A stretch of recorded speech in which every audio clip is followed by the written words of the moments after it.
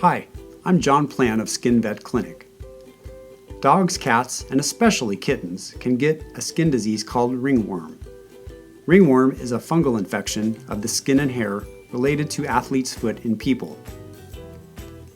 It may cause circular lesions, from which it gets its name, but it usually looks different in dogs and cats.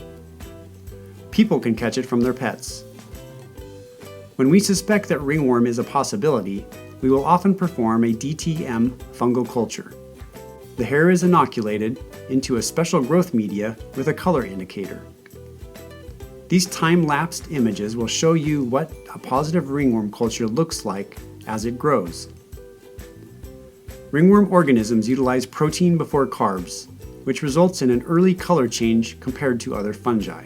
Here you see a DTM plate with the growth and color change characteristic of ringworm.